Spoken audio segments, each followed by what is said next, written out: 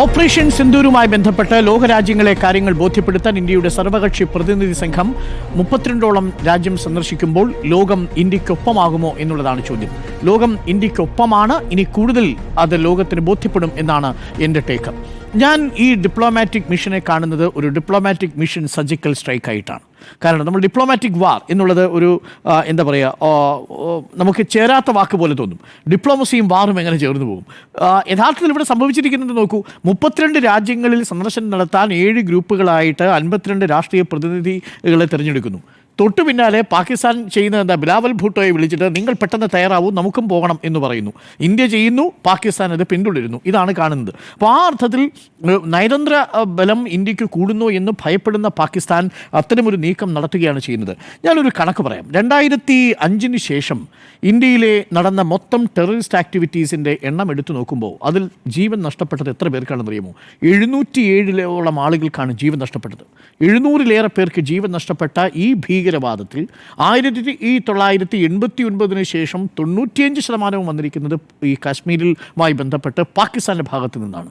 ഇത് ലോകത്തിന് മുന്നിൽ നമുക്ക് തുറന്നു കാട്ടണം.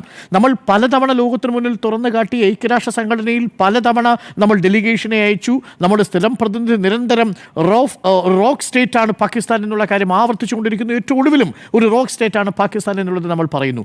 ലോകരാജ്യങ്ങൾക്ക് ഇതൊക്കെ ബോധ്യപ്പെടുന്നുണ്ട്. പക്ഷേ ഈ ഇന്ത്യ പസഫിക് റീജിയൻ എന്ന് പറയുന്നത് സൂപ്പർ പവറുകളെ സംബന്ധിച്ചിടത്തോളം അവരുടെ ഒരു സ്വപ്ന പ്രദേശമാണ്.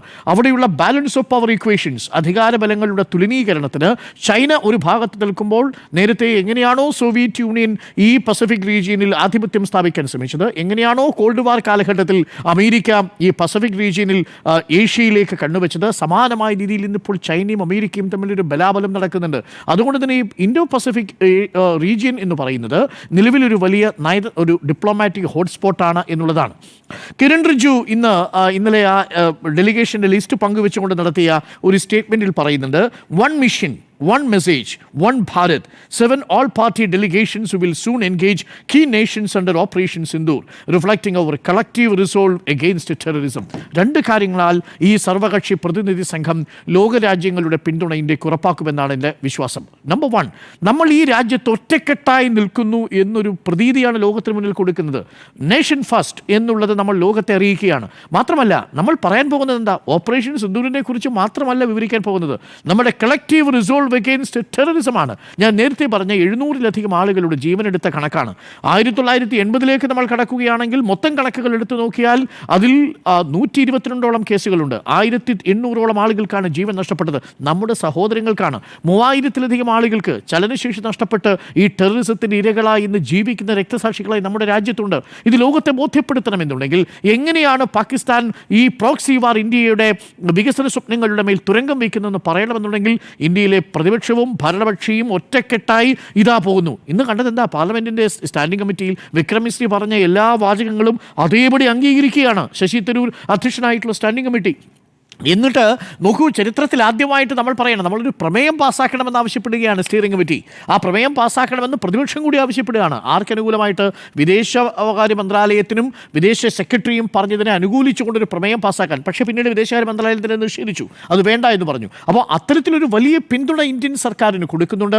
അത് ഈ സർക്കാരിൻ്റെ ഒരു ഡിപ്ലോമാറ്റിക് ആയിട്ടുള്ള സർജിക്കൽ സ്ട്രൈക്കായിട്ടാണ് ഞാൻ മനസ്സിലാക്കുന്നത്. എന്താണ് ഇനി ഇവർ പറയാൻ പോകുന്നത് എന്നുള്ളതാണ്. ഇതിപ്പോൾ ന്യൂയോർക്ക് ടൈംസിൻ്റെ ഒരു ലേഖനം ഞാൻ വായിക്കുക. ന്യൂയോർക്ക് ടൈംസിൽ പറയുന്നൊരു കാര്യം, ഈ യുദ്ധം കൊണ്ട് ഇന്ത്യയോ പാകിസ്ഥാനോ വിജയിക്കാൻ പോകുന്നില്ല. കാര്യം രണ്ടും ന്യൂക്ലിയർ പവർ സ്റ്റേറ്റുകളാണ്. നിങ്ങൾക്ക് ബാറ്റിൽ ഫീൽഡിൽ യുദ്ധമുഖത്ത് ജയിക്കാൻ കഴിയില്ല എന്നുള്ളത് ഏറെക്കുറെ ഉറപ്പായിരിക്കുന്നു. ഞാനല്ല, ന്യൂയോർക്ക് ടൈംസിലെ ഒരു പ്രധാനപ്പെട്ട റിസർച്ച് ആർട്ടിക്കിളിൽ പറയുന്നതാണ്. കാരണം എന്താ? നിങ്ങൾ 1989 മുതൽ ഉള്ള ഏറ്റുമുട്ടൽ നോക്കൂ. അതിനു മുമ്പുള്ളതിലെല്ലാം ഇന്ത്യക്ക് ഏകപക്ഷീയമായ വിജയം നേടിയിരുന്നു ഈ പാകിസ്ഥാനുമായി എതിർക്കുമ്പോൾ. പക്ഷേ പാകിസ്ഥാൻ ഒരു ന്യൂക്ലിയർ പവർ ആയതിനു ശേഷം 1998 ശേഷം ഒരു ന്യൂക്ലിയർ ഡിറ്ററൻസ് ഇന്ത്യക്ക് ഉണ്ടെങ്കിലും ഒരു ന്യൂക്ലിയർ പവർ സ്റ്റേറ്റിനോട്, അതിർത്തിയിൽ കിടക്കുന്ന ഒരു ന്യൂക്ലിയർ പവർ സ്റ്റേറ്റിനോട് ഏറ്റുമുട്ടുമ്പോഴുള്ള എല്ലാ പരിമിതികളും ഇന്ത്യക്കുണ്ട്. പക്ഷേ സാധ്യതകളുമുണ്ട്. അതുകൊണ്ടൊരു ബാറ്റിൽ ഫീൽഡിൽ നിങ്ങൾക്ക് വിജയിക്കുക സാധ്യമല്ല. പക്ഷേ ലോകത്തിന് മുന്നിൽ ഒരു ബാറ്റിൽ ഫീൽഡിൽ, ഒരു ഡിപ്ലോമാറ്റിക് ബാറ്റിൽ ഫീൽഡിൽ നമ്മളിപ്പോൾ ജയിക്കാൻ പോവുകയാണ്. നമ്മൾ ഇതുവരെ സ്വീകരിച്ചുകൊണ്ടിരുന്നൊരു വലിയ ഫോറിൻ പോളിസിയിൽ നിന്നുള്ളൊരു മാറ്റമാണ് ലോകത്തെ അറിയിക്കാൻ പോകുന്നത്. അതാണ് പ്രധാനമന്ത്രി നരേന്ദ്രമോദി പറഞ്ഞ ന്യൂ നോർമൽ എന്ന് പറയുന്നത്. അജിത് ഡോവലിൻ്റെ വാക്കുകൾ കടമെടുക്കുകയാണെങ്കിൽ 2014 തന്നെ അജിത് ഡോവൽ പറയുന്നൊരു കാര്യമുണ്ട്. ഇതുവരെ പാകിസ്ഥാനുമായി നമ്മൾ അടിച്ചിരുന്നത് എങ്ങനെയാണ്? നമ്മൾ എപ്പോഴും ഒരു പ്രതിരോധ പ്രതിരോധത്തിലായിരുന്നു. നമ്മൾ എപ്പോഴും ഒരു ഡിഫൻസീവ് റീസ്ട്രെയിൻസ് ആണ് എടുത്തിരുന്നത്. എന്നാൽ ഇനി മുതൽ അങ്ങനെ ആയിരിക്കില്ല. ഒരു ഡിഫൻസീവ് ഒഫൻസ് ആയിരിക്കും നമ്മുടെ ഭാഗത്തുനിന്നുണ്ടാവുക. എന്ന് പറഞ്ഞാൽ നിങ്ങൾ ബോംബെ ലക്ഷ്യം വെച്ചാൽ നിങ്ങൾക്ക് ബലൂചിസ്ഥാൻ നഷ്ടപ്പെടും. നേരിട്ടുള്ളൊരു മിലിറ്ററി ഏറ്റുമുട്ടൽ ഇല്ലാതെ തന്നെ പാകിസ്ഥാന്റെ ഉള്ളിൽ പോയി പ്രഹരമേൽപ്പിക്കാൻ കഴിയുന്ന ഒരു രാജ്യമായി നമ്മൾ മാറി. അതുകൊണ്ടാണ് 2014 നരേന്ദ്രമോദി വരുന്നതുവരെ നമ്മൾ സ്വീകരിച്ചിരുന്ന പാകിസ്ഥാന്റെ സ്റ്റേറ്റ് സ്പോൺസേഡ് ടെററിസത്തിനെതിരെയുള്ള പ്രതിരോധമല്ല 2014. നിങ്ങൾക്ക് ബലാക്കോട്ടയിൽ ഉറിയിൽ ഒരു ആക്രമണം ഉണ്ടായാൽ ഇമ്മീഡിയറ്റ്ലി നിങ്ങൾക്ക് ഒരു സർജിക്കൽ സ്ട്രൈക്ക് പാകിസ്ഥാനിൽ പ്രതീക്ഷിക്കാം. പുൽവാമയിൽ ഒരു ആക്രമണം ഉണ്ടായാൽ ബലാക്കോട്ടയിൽ ആക്രമണം പ്രതീക്ഷിക്കാം. പഹൽഗാമിൽ ഒരു ആക്രമണം ഉണ്ടായാൽ 9 ഇടങ്ങളിലും 11 മിലിറ്ററി ബേസുകളിലും നിങ്ങൾക്ക് ആക്രമണം പ്രതീക്ഷിക്കാം എന്ന് പറയുന്ന രീതിയിലേക്ക് നമ്മൾ മാറിയിട്ടുണ്ട്. ഇതിനെയാണ് പ്രധാനമന്ത്രി വിശേഷിപ്പിച്ചത് ന്യൂ നോർമൽ എന്ന് വിശേഷിപ്പിച്ചത്. പാകിസ്ഥാൻ ഇനി നമ്മൾ ഒരു റോക്ക് സ്റ്റേറ്റ് എന്നായിട്ടല്ല, ഒരു ടെററിസ്റ്റ് സ്റ്റേറ്റ് ആയിട്ടാണ് ഇന്ത്യ ഇപ്പോൾ വിവരിക്കാൻ പോകുന്നത്. ഈ വരുന്ന ഡെലിഗേഷൻ്റെ ഉത്തരവാദിത്വം അതാണ്. ഒരു റോക്ക് സ്റ്റേറ്റ് ആയിട്ട്, ഒരു തരത്തിലുള്ള മാന്യതയും ഇല്ലാത്തൊരു നേഷൻ സ്റ്റേറ്റ് അല്ല, പകരം അതൊരു റോക്ക് സ്റ്റേറ്റ് ആണ്, ഒരു ടെററിസ്റ്റ് സ്റ്റേറ്റ് ആണ് എന്നാണ്. അതുകൊണ്ടാണ് പ്രധാനമന്ത്രി പറയുന്നത് ഭീകരതയെ പ്രോത്സാഹിപ്പിക്കുന്ന സ്റ്റേറ്റിനെയും രണ്ടായി കാണാൻ കഴിയില്ല എന്ന് പറയുന്നു. അപ്പോൾ ഈ ഡെലിഗേഷൻ്റെ 2 പ്രധാനപ്പെട്ട ഒബ്ജക്റ്റീവ്: ഒന്ന്, ഇന്ത്യയിൽ ഈ വിഷയത്തിൽ ഒരു ആഭ്യന്തര വൈരുദ്ധ്യമില്ല എന്നത് ബോധ്യമാക്കുക. 2, ഇന്ത്യക്ക് നിരന്തരം നാശം വിതച്ചുകൊണ്ടിരിക്കുന്ന, ഇന്ത്യയുടെ വികസന സ്വപ്നങ്ങൾക്ക് തുരങ്കം വെച്ചുകൊണ്ടിരിക്കുന്ന, ഇന്ത്യക്കൊരിക്കലും മാറ്റാൻ കഴിയാത്ത ഇന്ത്യയുടെ അയൽപക്കത്തുള്ള ടെററിസ്റ്റ് സ്റ്റേറ്റിനെ സംബന്ധിച്ച് അതിനെ പൂർണ്ണമായിട്ടും എക്സ്പോസ് ചെയ്ത് എന്താണ് ഇന്ത്യയുടെ കൗണ്ടർ ഒഫൻസീവ്, അത് ഒരു ഡിഫൻസീവ് ഒഫൻസ് ആണ് എന്ന് പറഞ്ഞാൽ നമ്മളെ ആക്രമിച്ചാൽ നമ്മൾ തിരികെ കയറി അടിക്കുക മാത്രമല്ല, അത് ഉണ്ടാക്കുന്ന പ്രഹരശേഷി വലുതായിരിക്കുമെന്ന് പറയുന്നു. മാത്രമല്ല പറയുന്നു, any act of terrorism will be counted as an act of വാർ എന്നാണ് പറഞ്ഞിരിക്കുന്നത്. അപ്പോൾ ഏതെങ്കിലും തരത്തിൽ ഇനി പാകിസ്ഥാൻ അത് ശ്രമിച്ചാൽ അത് യുദ്ധത്തിലേക്ക് പോകും എന്ന മുന്നറിയിപ്പ് കൂടി നൽകുന്നുണ്ട്. ഇത് ലോകരാജ്യങ്ങളെ ബോധ്യപ്പെടുത്തുക എന്നുള്ളതാണ്. അതിനുവേണ്ടിയാണ് ഈ മിഷൻ പോകുന്നത്. ആ ന്യൂ നോർമൽ എന്നുള്ളത് ബോധ്യപ്പെടുത്തുകയും അതിന് ഇന്ത്യക്ക് പൂർണ്ണ പിന്തുണ കിട്ടുക എന്നുള്ളത് പ്രധാനപ്പെട്ട കാര്യമാണ്. പ്രത്യേകിച്ച് ചൈന പാകിസ്ഥാൻ എക്കണോമിക് കോറിഡോർ ഒരു ഭാഗത്ത് നിൽക്കുന്നു. ചൈനയുടെ വലിയ സാമ്പത്തിക താല്പര്യങ്ങൾ പാകിസ്ഥാനെ സംബന്ധിച്ച് അമേരിക്കയെ കൗണ്ടർ ചെയ്യാനുള്ള ഒരു റീജിയണൽ ഡൊമിനൻസിന് വേണ്ടിയിട്ടുള്ള ഒരു ആധിപത്യം ചൈന ഒരു ഭാഗത്ത് സ്ഥാപിക്കുന്നു. അതുകൊണ്ട് അമേരിക്ക ഇന്ത്യക്ക് പിന്തുണ നൽകുന്നു. പക്ഷേ അമേരിക്കയ്ക്ക് ഈ യാത്ര കൊണ്ട് ഒരു കാര്യം കൂടിയുണ്ട് കേട്ടോ, നമ്മൾ അമേരിക്കയെ മാത്രം ആശ്രയിച്ചല്ല മുന്നോട്ട് പോകുന്നത് എന്ന ക്ലിയർ സ്റ്റേറ്റ്മെന്റ് കൂടിയാണ്. ആദ്യ സന്ദർശന വേളയിൽ ശശി തരൂരിന്റെ രാജ്യങ്ങളിൽ ഒന്നാണ് അമേരിക്ക. പക്ഷേ അമേരിക്കയിൽ മാത്രമല്ലല്ലോ നമ്മൾ പോകുന്നത്. ഇപ്പോൾ എവിടെയാ പാകിസ്ഥാൻ പോയിരിക്കുന്നത്? പാകിസ്ഥാന്റെ ഡെപ്യൂട്ടി പ്രധാനമന്ത്രി ഇഷാഖ് ദാർ പോയിരിക്കുന്നത് ചൈനയിലേക്കാണ്.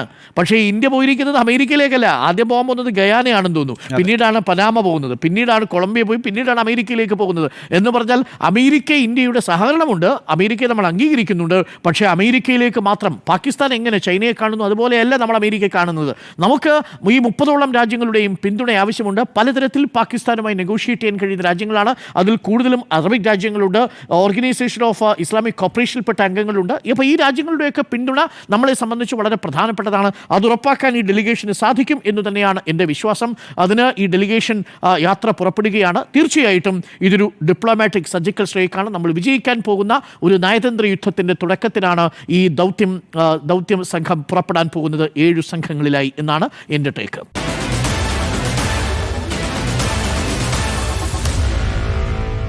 Meet the editors.